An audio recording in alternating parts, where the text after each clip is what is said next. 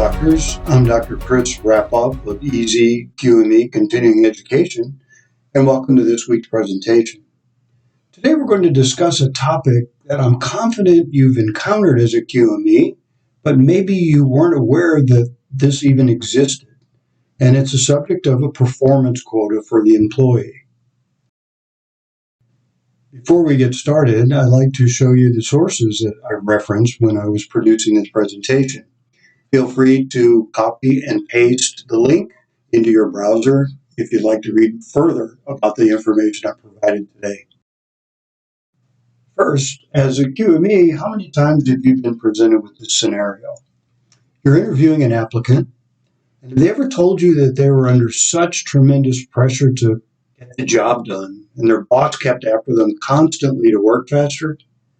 In other words, the applicant may or may not have known that they were working under a, quote, performance quota, with the stress of either work faster or get out of here.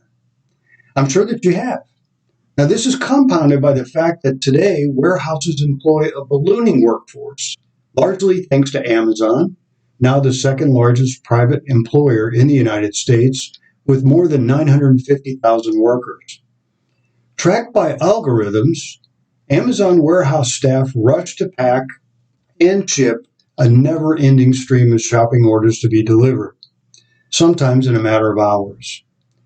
Do the workers have a pushback in this instance? Maybe so, as a California Assembly passed a bill that addresses the issue of quotas as it pertains to workers' rights in California. Let's take a look at it, and it's called Assembly Bill number 701. So what is the warehouse quota law?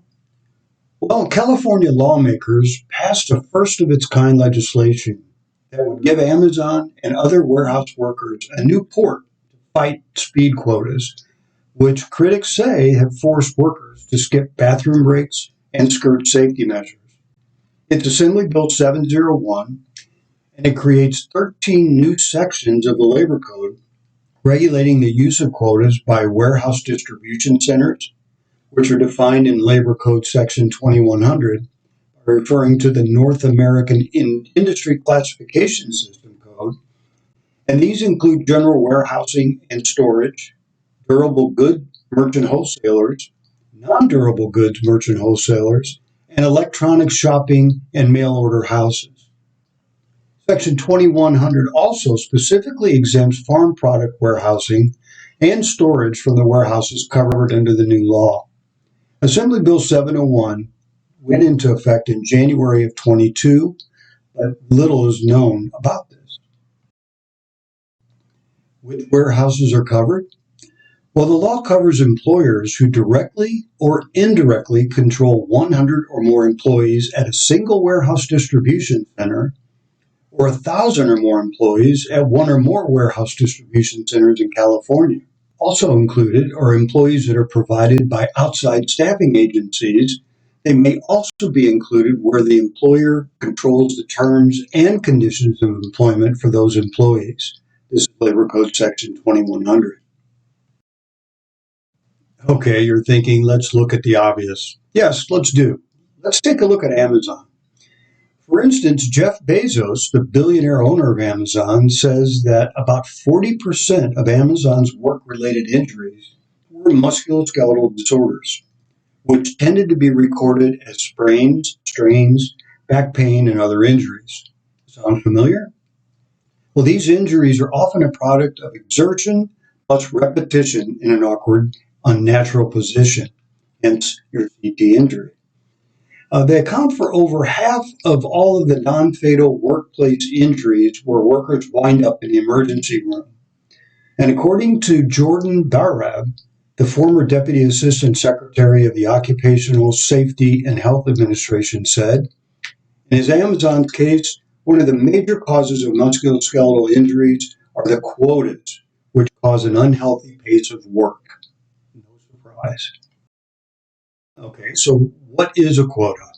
Well, a quota is defined as a work standard under which an employee is assigned or required to perform a specified productivity speed or perform a quantified number of tasks, or to handle or produce a quantified amount of material within a defined time period under which the employee may suffer an adverse employment action if they fail to complete the performance standard.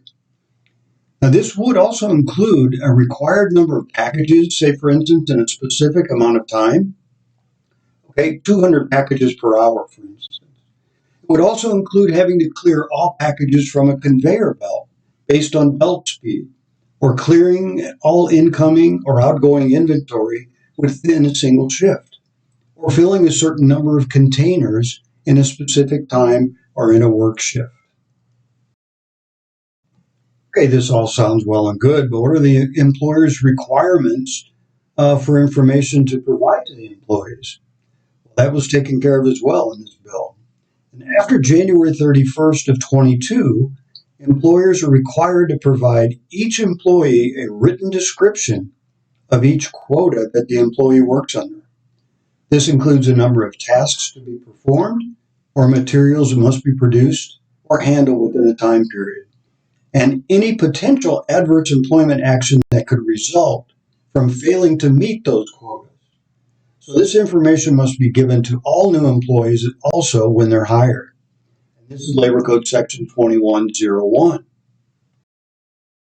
Okay, I mentioned adverse employment action. What is that? Well, an adverse employment action is any action that is taken by the employer that materially negatively affects their employment. Some examples of an adverse employment action include negative performance review, maybe a reduction in pay, reduction in hours, or even a termination. Right, so we have established that employers can still use quotas, but now let's discuss the limitations. And these are the limitations placed by the Assembly Bill 701. So, for instance, an employee can't be required to meet a quota that prevents compliance with a meal or a rest period or use of bathroom facilities that includes, believe this or not, reasonable time to travel to and from the bathroom, or compliance with occupational health and safety standards. Now, a quota that prevents this compliance with the meals, the rest periods, as I mentioned, bathroom facilities, basically is unlawful and may not be the basis of an adverse employment action. So a quota may be illegal if it directly or indirectly precludes the employees from exercising their statutory rights. For example, a quota that requires that employees always be engaged in productive activity during work hours would be unlawful, as it would be directly preventing employees from taking a meal or rest period break and prevent them from using the bathroom facilities during work hours or exercising their rights regarding health and safety standards. Similarly, a quota may not be so high that an employee takes a meal and rest breaks, goes to the bathroom, or attempts to exercise their rights under the occupational health and safety standard, they will fail to meet the quota. So such a quota indirectly precludes an employee from exercising these statutory rights and is also unlawful. An employer also cannot take an adverse employment action against an employee for failing to meet an unlawful quota or a quota that has not been disclosed to the employee.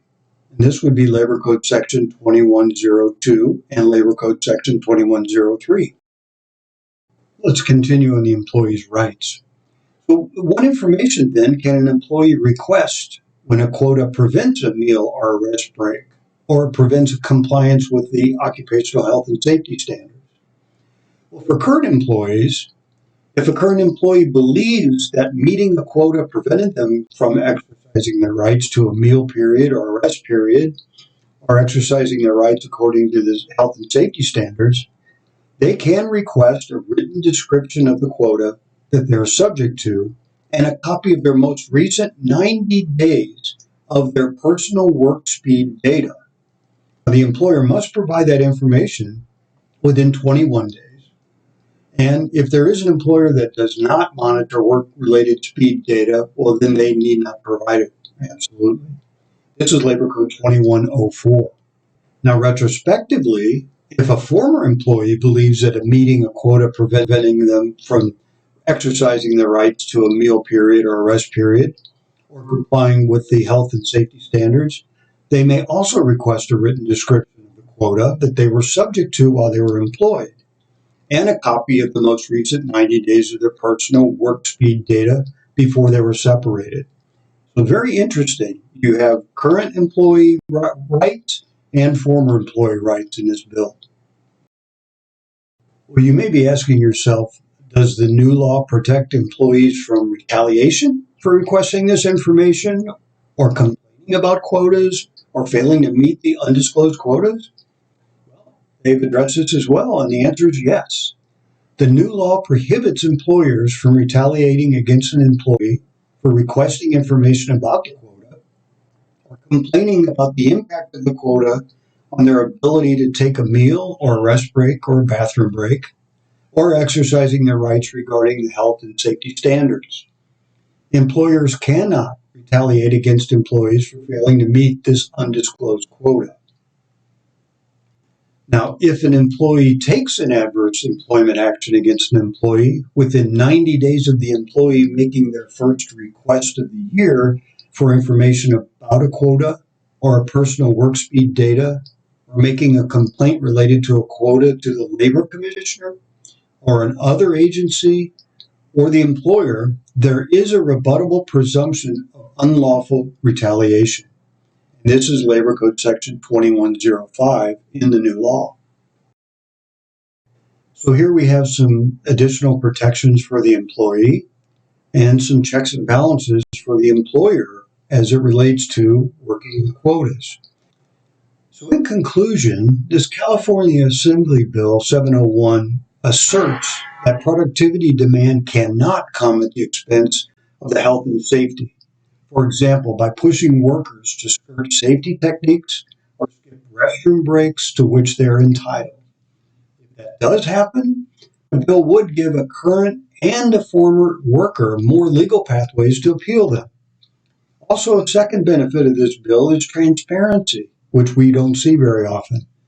And this is given to the workers, their representatives, and their government officials, as they have now more access and detailed records of quotas and workers' actual rates. So, doctors, I'm Dr. Chris Rapoff, and I wanted to thank you for taking the time to join me in today's presentation. I hope you enjoyed it, and I look forward to sharing some other interesting subjects with you as they relate to our QME work in the state of California. And until next time, thank you.